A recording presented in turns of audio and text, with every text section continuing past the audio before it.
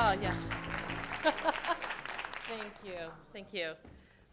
It's always great, actually, for me to be in Montreal. This is absolutely one of my favorite cities.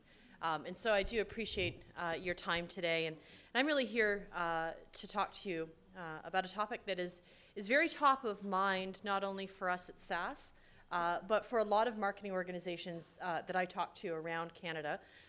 So as the practice lead for our customer intelligence solution here in Canada, it's really my primary responsibility to understand and have a pulse on what's going on in marketing within Canada. So I do have a full Canadian responsibility, which obviously includes La Belle Provence. So I'm here to talk to you today about really enabling what we call an omni-channel customer experience. So based on my grade 12 French, I was able to discern that there's been a lot of talk about multi-channel. There's been a lot of talk during the morning sessions around customer experience. I know there are some prior presenters that share my view of big data not being new. So that's great. So really the lens that I want to start off our conversation this morning with, or actually I guess afternoon, it is officially afternoon, is that before we dive into this, we really need to understand the backdrop of the conversation. And the backdrop of the conversation really has to involve the overall evolution of our consumer or our customer. Not to say that our customers are Neanderthals, but if you look at the existing generations today that we market to, and you compare differences between the upcoming millennials and Gen Y right through to the boomers, you see a huge difference in terms of how our engagement as customers and how our engagement with those customers as marketing organizations has changed because of digital. It's no longer that they're just digitally empowered. They are nonstop, ever connected. And so trying to compete for their attention in a world that is inundating them with information, with offers, with just overall visuals that could probably start a whole new generation of ADD, is really where we struggle as marketers today. So the second lens that I would add is that in the conversation that I'm having with marketing organizations, there has been a fundamental shift in the way we approach marketing and organizationally how we're beginning to structure ourselves. It used to be, and still exists in many organizations, where we have a very strong emphasis on the product or the service that we're selling. And there's a shift that's occurring where we are now becoming more customer-centric, more customer-focused. I'm starting to see over the last, I'd say 3 to 5 years, an evolution in new titles in marketing and service organizations. There's now new SVPs, VPs, directors of customer experience. 5 to 10 years ago, you would never have seen that title. It would have been quite a bleeding edge organization to have that type of focus. And so now the lens with which we begin to look external becomes the lens of our customer, and that's important. The rally cry has become that we need to take that customer experience focus, and putting the customer at the center is really a means of sustainably differentiating ourselves from our competition. So how many of you here are from financial services, insurance? I know there's quite a mix of folks here today, but when you think about financial services in Canada, growth for a financial services organization is happening with new immigrants to Canada and students. Everything else between those two disparate groups or segments is cannibalism of each other's customers. So where we need to differentiate from a financial services insurance perspective is at the service and advice level. It's no longer at the product level. I can get a visa from anybody. I can get a mortgage from anybody, right? So now it's about, why do I want to come to you as a particular financial institution? So in today's road, SAS specifically is really focused on helping to build that next generation customer intelligent organization, right? And so when we say the term customer intelligent, it really spans more than just traditional marketing. Because when you think about how marketing is defined, whether it's the 4 Ps or the sort of typical multi-channel engagement, What it doesn't take into consideration is all of the avenues or opportunities that we have to interact with our customers that reside outside of marketing, right? So we do this through three core enablers or core pillars, if you will. First and foremost, it's around providing an integrated omni-channel experience, and I'll get into a little bit more detail about that. Next, it's really doing client level and organizational level optimization. So no longer putting our blinders on and focused within a single particular campaign. And then last but not least, it's really digitally enabling the consumers in your business. So the term omnichannel, any retailers in the room? I know I saw a few. Oh, there we go, at the back. Probably working on the next big marketing initiative, I bet. So the term omnichannel is a term that was really born and since borrowed from retail. And so when we use the term omnichannel, there's a very close comparison to multi-channel, and oftentimes you'll hear people talk about omnichannel and multi-channel almost synonymously.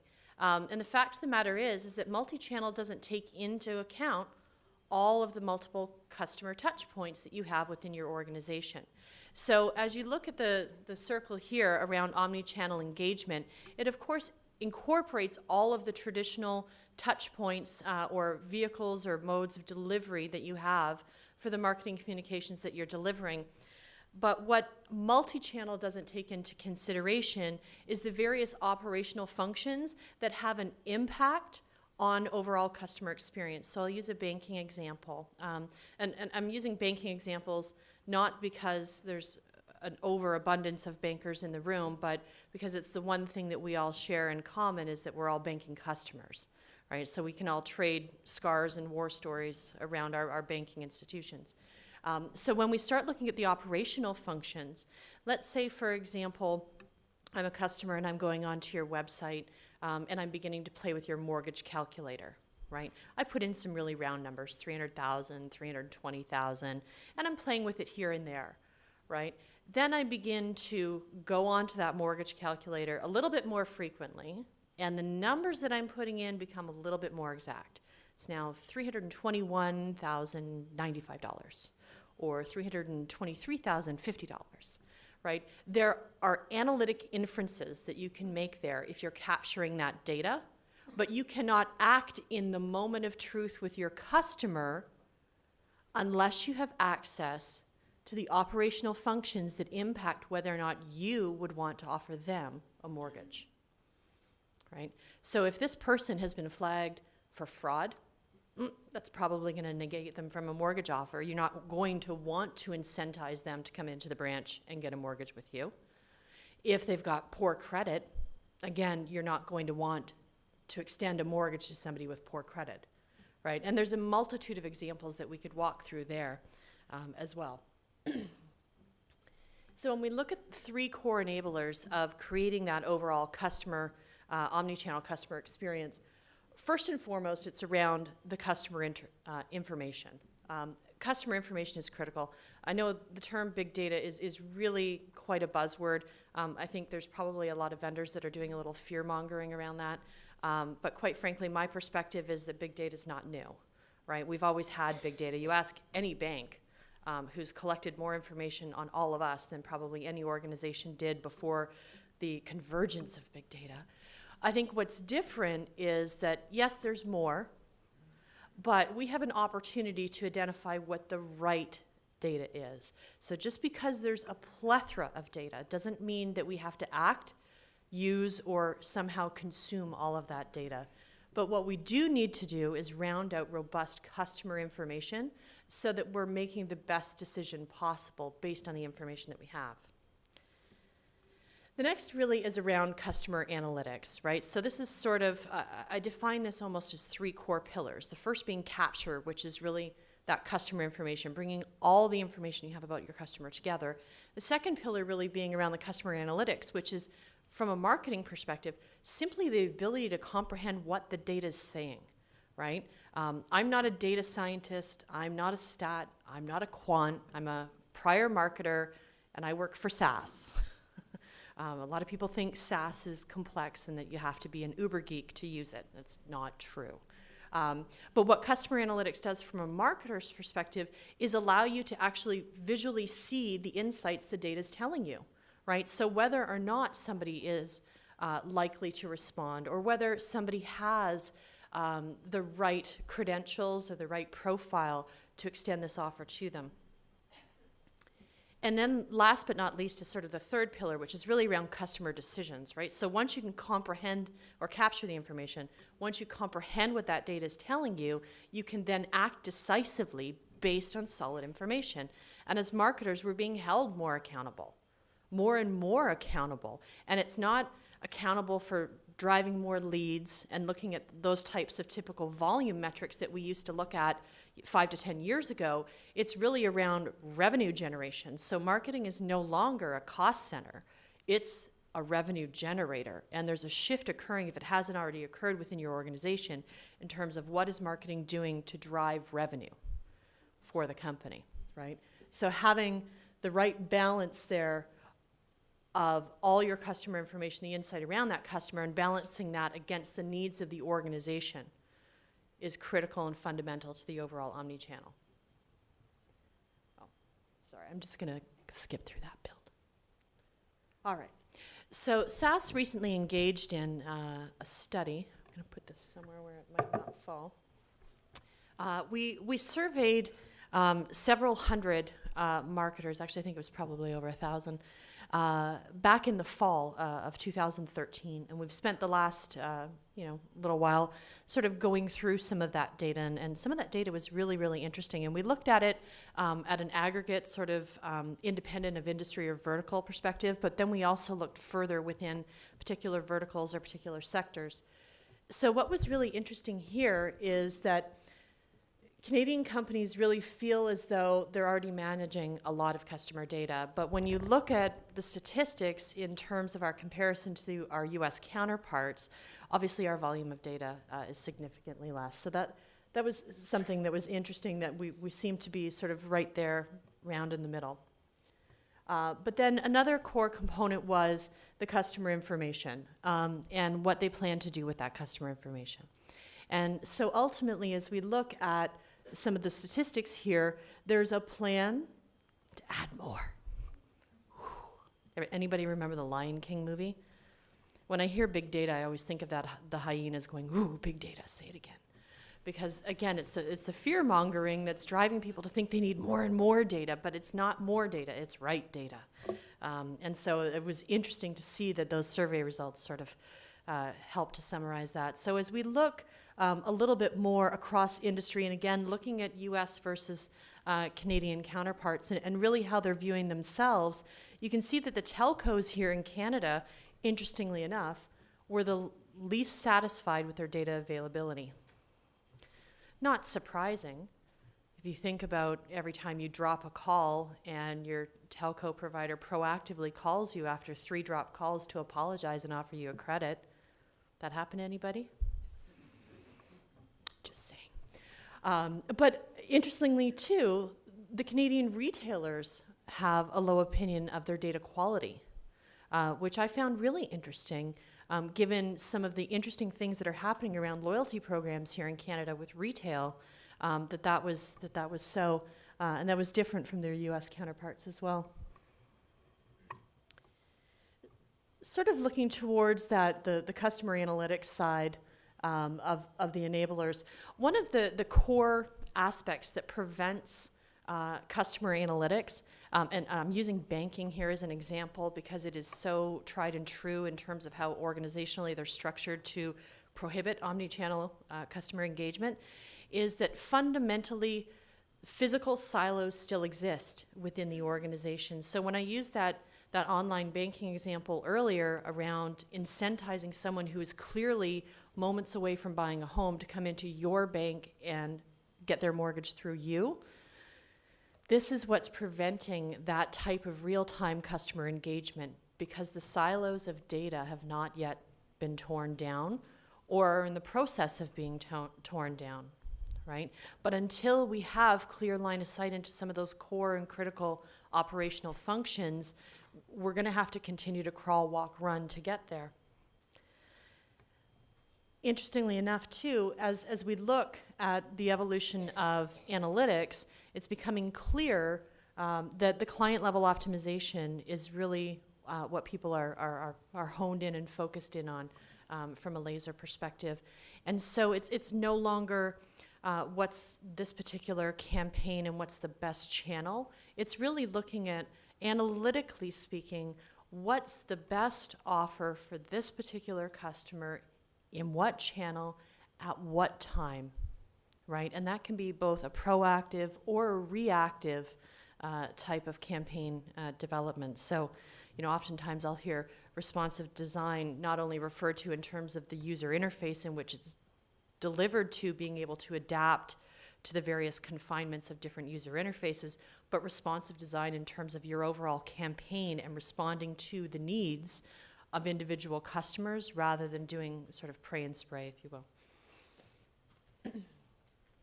So as we look at sort of the last of the core enablers here, really around the customer decisions, this is where we start to look, and I'll build this out. I apologize that this will be an eye chart or a test for those of you sitting in the back of the room.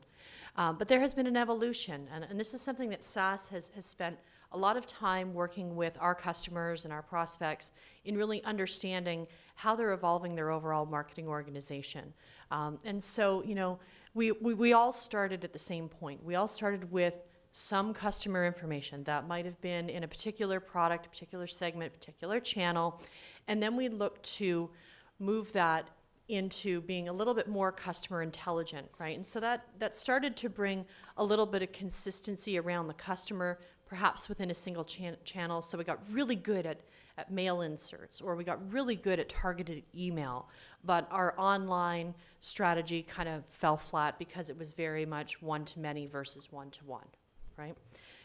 Then we start looking into making the customer intelligent decisions, right? So that's really leveraging some of the analytics that some of you may not even know exist within your organization. And trust me, you don't need to touch them, but they can be interpreted on your behalf to help drive intelligent customer decisions. And then last, we started to look into this really sort of utopian phase, is what I call it, sort of where we all want to get to as marketers. And depending on where you are within your marketing organization, you may very well be in various parts of this roadmap or this maturity. You may have, if you're a bank, for example, cards may be further along the maturity curve than lending. So it's not necessarily consistent across. But what we're all striving to achieve is striking the right balance from an optimization perspective between what's best for our customer and what's best for us as an organization, as well as engaging our customers not just in real time, but at the right time, so in the moment. So recognizing that customer on your website playing with your mortgage calculator and being able to quickly and decisively determine whether or not we want to push something to them at that moment to incentivize them to get to the branch and apply for their mortgage. Okay. Oh, one more build. So sort of looking back at some of the survey data there, we asked a lot of the respondents about some of their campaign areas of focus and channel focus. And I thought this would be interesting for you to see how we're sort of assessing ourselves as Canadian marketers versus the US, because there are some pretty unique differences as we look across. In this particular example, no shock, the volume of campaigns is increasing, right? So it's do more with less and less time with less resources. But we're continuing to see that trend go upward, that the volume of campaigns is increasing. And so as we move to that more client-optimized, real-time, right-time environment, that's where we see the volume of campaigns skyrocketing, but the ease of which you should be able to execute those should be relatively simplified if you've got the right underlying framework or structure to support that. We also see here that the expansion of channels is continuing. So again, depending on industry vertical, that may be a little bit skewed. As Canadians, we're very much the conservative financial customer. But I think as the tipping point occurs generationally speaking. We're starting to demand of our financial institutions that we go from less bricks to more clicks because we want to do more on our mobile devices. We want to do more online.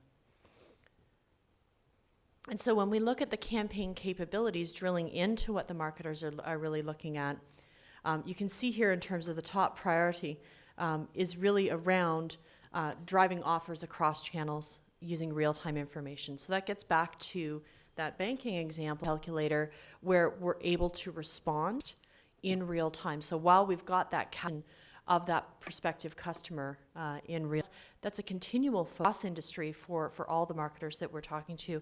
There's a particular focus within the US as well around that. New acquisition, again, remains a key target, and I think depending on industry, there may be some cannibalization. We're going to continue to always have net new acquisition targets.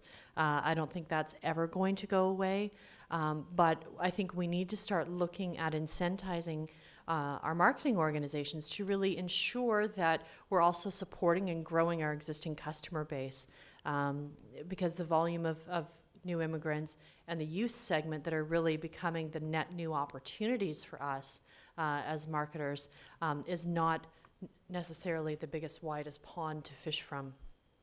And so as you look here across the US and some of the global folks that we interviewed as well, you can see that Canada still has a significantly higher focus on net new customer acquisition. So that was an interesting difference there. It's still a top priority.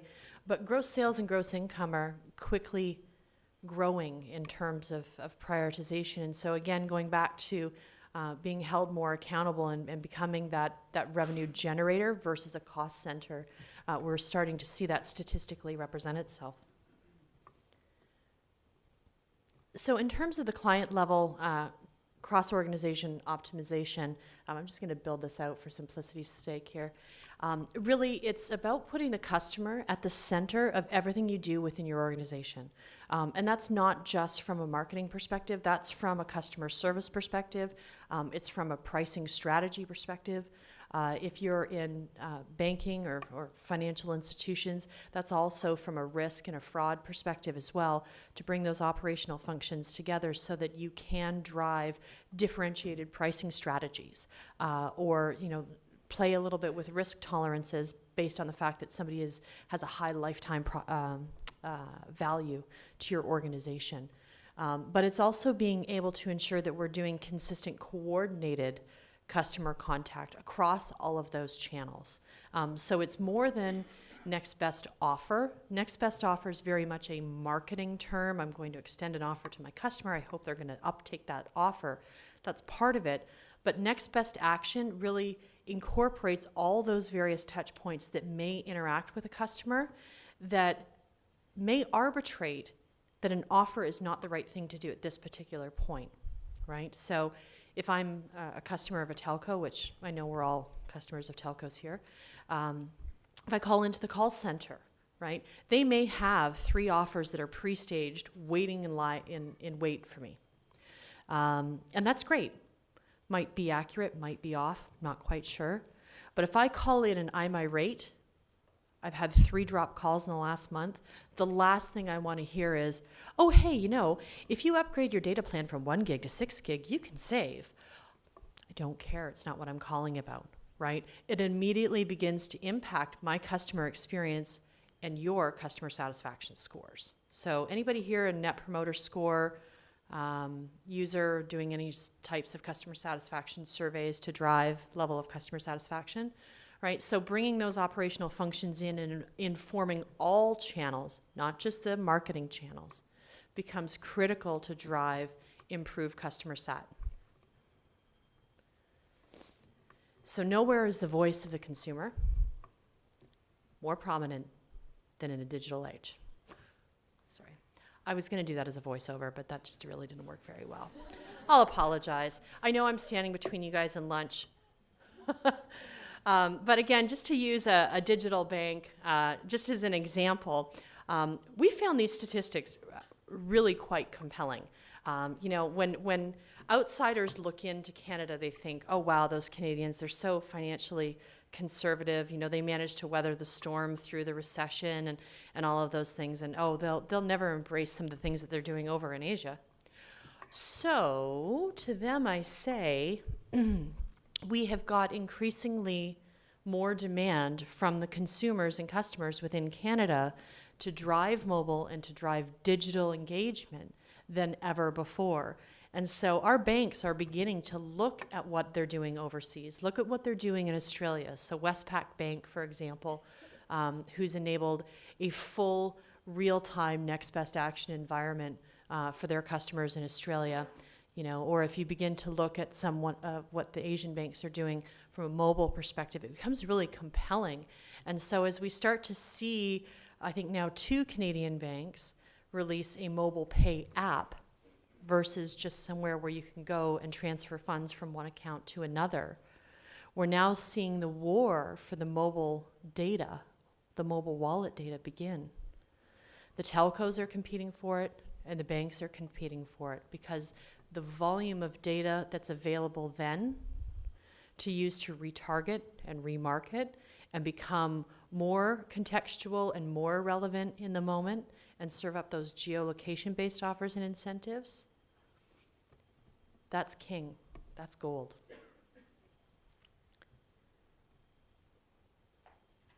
So as we sort of look at the digital enablement, digital is a core component of omni-channel, but again, omni-channel is moving beyond just multi-channel.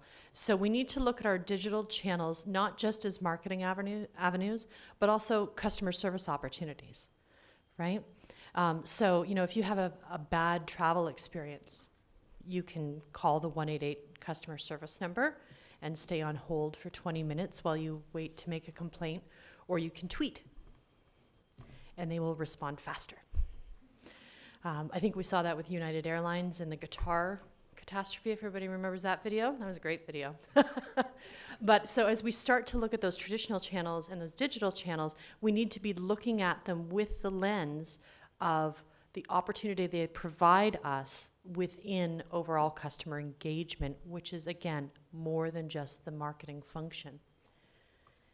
But it's core to our overall multi-channel strategy, certainly.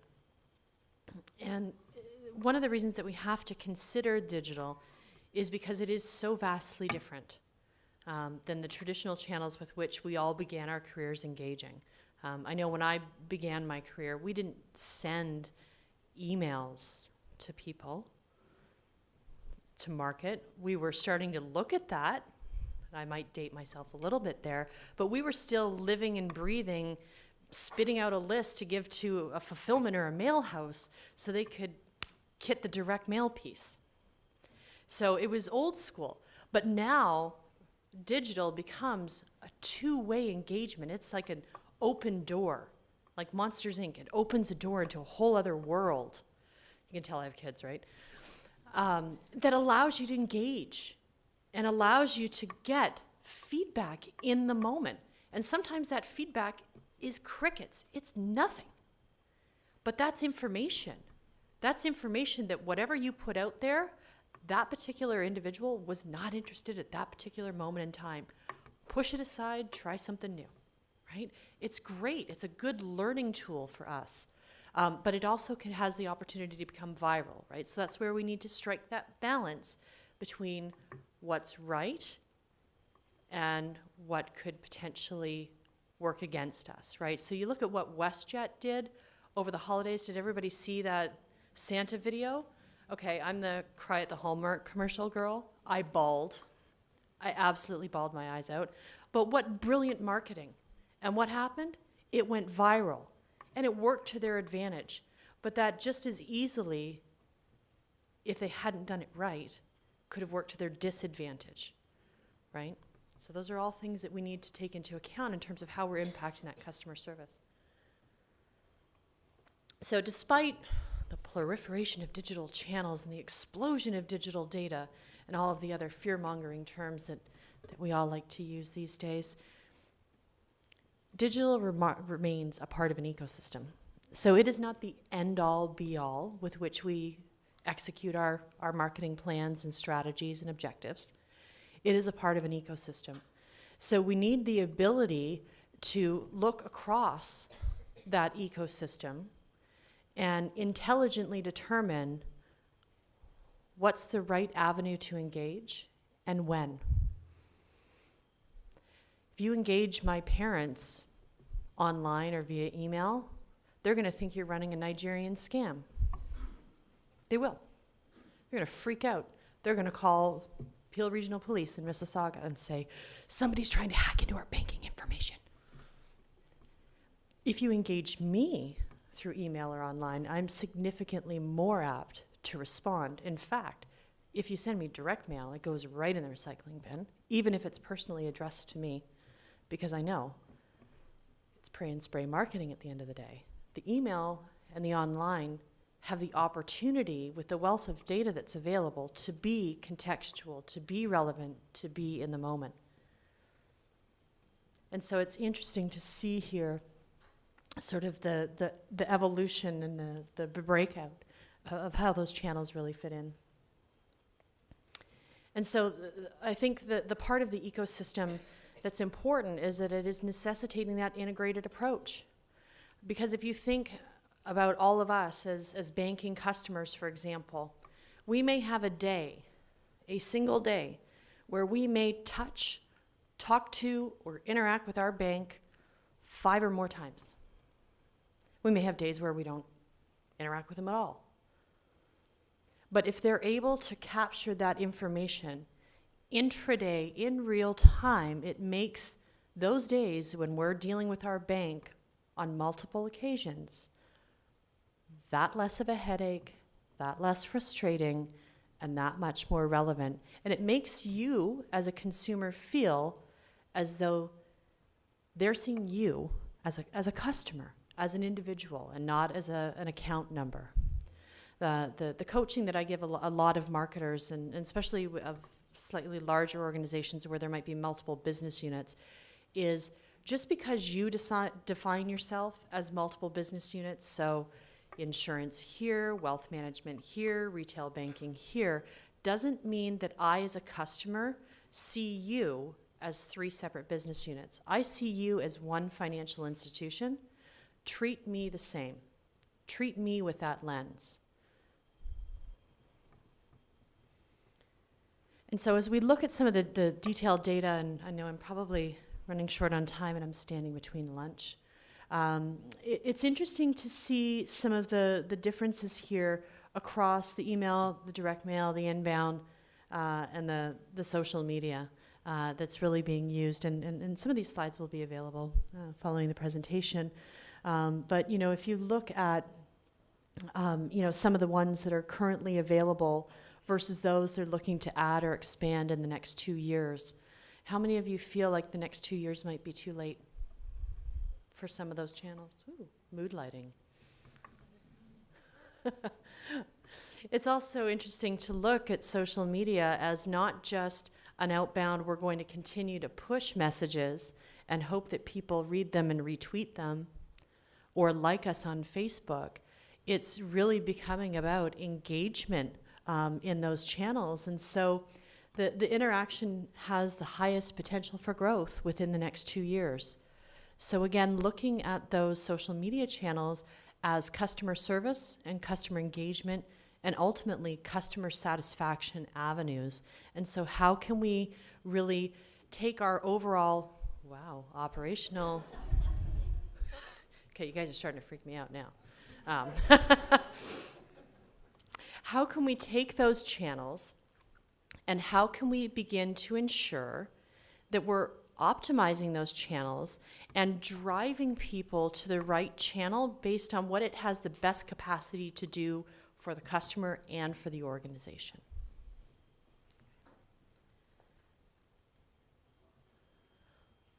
And then, of course, you can't forget text message. You know, if you're, I recently saw the Gen Y guy, and he basically said, if you have anybody who's in Generation Y, any Gen Ys in the house? Oh, okay, few. So basically, this was the net of what I learned. If you want to engage someone from Gen Y, text them. Text them. They don't answer phone calls. Voicemail is kind of archaic. I'm not saying that's true, just what I was told.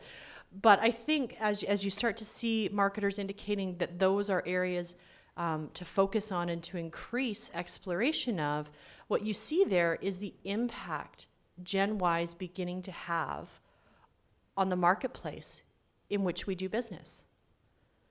Because they are the ones that are up and coming with the greater level of disposable income that continues to grow versus the other large segment of our population, the boomers, who at the very front end are beginning to face, retirement, declining balances, fixed incomes. You're starting to see a shift in, okay, well, that's where the money is, and that's where the money is going to continue to grow for the next several decades. So how can we ensure we're capturing the maximum share of wallet from those folks? So I think that's really what speaks to the SMS and the social data that we're seeing there. A couple just case studies here, just to provide some illustrative examples of what other institutions across the globe are doing. So BBVA, it's actually one of Spain's largest banks. They've actually employed, what's the best way to put this? Almost like an automated teller, an artificial intelligence teller in the bank that can interact with you and be contextual and relevant in real time, but they don't have a full functioning bank branch. These are kiosks, automated kiosks that you go to. And they have begun to see their profits soar through the use of that. But they've also begun to see that their customer satisfaction is increasing as well through the use of these automated artificial intelligence tellers, I'll call them. We also see here, as an example, American Express cardholders in the UK can actually do some pretty cool stuff around geolocation-based offers, right? So right time, relevancy, context. So basically for American Express cardholders in the UK that check into Foursquare, it allows them to receive right time, geolocation-based offers. So if I check into a particular restaurant on Foursquare, I might suddenly get a round of free martinis or a free appetizer. I'm in the moment. Of course I'm going to uptake that offer. But the uptake of that offer provides an opportunity in a realm of really rich data behind that. Sort of in a similar vein, and this is one of my last slides, is Weave in the UK. And Weave in the UK is actually a consortium of the UK's 3 largest telcos. So imagine Bell, Rogers, TELUS, and others getting together and saying, we're going to do something cooperatively. I don't know if that would happen here, but just saying. So they decided to band together cooperatively to basically provide a mobile wallet to UK telecommunications customers. But that mobile wallet was more than just mobile payments. It was everything you can conceivably have within your own physical wallet that's in your back pocket or your purse. It's your credit cards, your ATM cards, it's your loyalty cards, it's your gift cards, it's your transit passes. All of that information stored and accessible to you, I know a little scary, on your mobile device. So that's all you need to take with you. And you may say, well, gee, that's awfully nice of them. I wonder why they're doing that. So it's sort of phase one, this m-commerce, this mobile commerce that we're beginning to see spread globally. Not quite epidemic proportions, but we're starting to see spread. And it's the war that I referred to earlier that I think is beginning to brew here in Canada between the telcos and the banks, and who's going to own that data, because ultimately what they're able to do, the UK being relatively conservative and regulation-based like we are with Castle, is they're allowing people to opt in. So the opt-in provides not only permission to do the geolocation-based marketing, but it also ensures that the offers and the messages that you're extending via that mobile channel are relevant and of interest to a particular individual.